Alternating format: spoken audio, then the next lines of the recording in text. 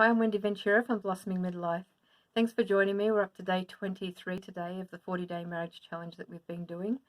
I got some really positive feedback yesterday from some people who have been not really familiar with the idea of values, needs and boundaries that we've been talking about over the last few days. And they're really excited about just how to communicate their needs to their spouse, and having boundaries around these needs is something that they can see the potential of really being helpful in their relationship. So I'd love to hear how you went. And today we're talking about examining our speech. So it's a really very simple but very powerful challenge. Our goal in the marriage is to speak gracefully with our spouse. We want to build each other up. We don't want to tear each other down. And so many times our emotions get in the way of us being able to do this successfully. So today the challenge is very simple: to examine every word that comes out of our mouth. And I guess it goes a little bit deeper than that, to also examine our attitude behind the words and the intention of the words that we're speaking. And the Bible has a lot to say about the words that we speak. In the Colossians chapter 4 verse 6, it says, "Let your speech be always gracious, seasoned with salt, so that you may know how you ought to answer each person."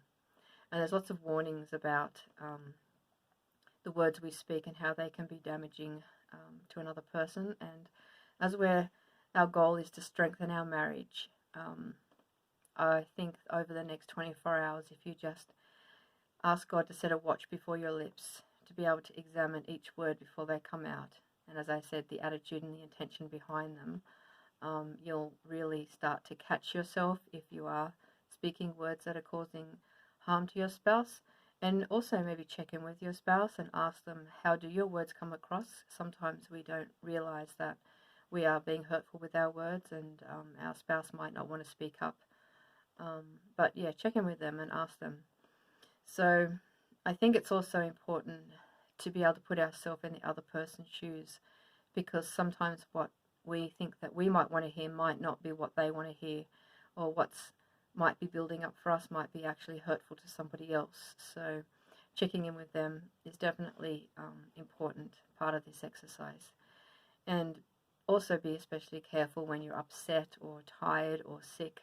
And at these times it's very easy to be overcome with our emotions.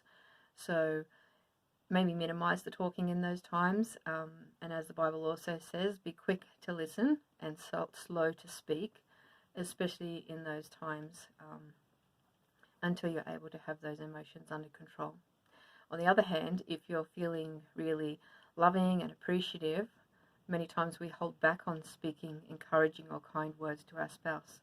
Maybe we're not used to doing this or haven't had it done much for us in the past. But during those times, when you feel a positive emotion towards your spouse, verbalize it and let them know. So many times we take them for granted, or assume that they know how we feel. But putting words to those feelings will be definitely strengthening and encouraging for your spouse. Just try it and see how you can actually make a difference to their day. It's very empowering. I guess also, don't speak empty words. Make sure that each word has value and that you will follow through with action on what you're saying. Don't make empty promises. We need to be trustworthy with our speech, and for our spouse to know that what we say is truth and that we will follow through with any promises. I guess besides the speech comes with the tone of our voice, the volume, our facial expressions. These things need to be in line with the words that we're speaking. Otherwise, we're not communicating the message that we want to. So even though we might be saying the right words, our facial expression or tone might be showing that our attitude might still be wrong, or that our intention might still be to harm. So again, it's hard for us to be able to see that. So from another person's perspective, ask them, check in with them and ask them about your tone, volume, facial expressions, and the words that you speak. I guess We all do make mistakes and words do come out of our mouth, and although we can't take them back once we've spoken them and they can be hurtful, I guess humbling ourselves as quickly as possible, showing regret and confessing it and apologizing to our spouse would be necessary.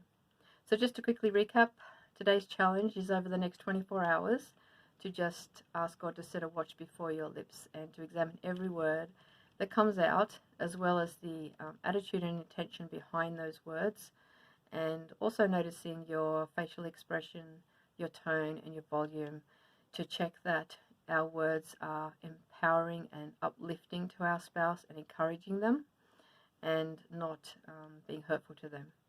So I'd love to hear how you go, and see you back here tomorrow. Bye for now.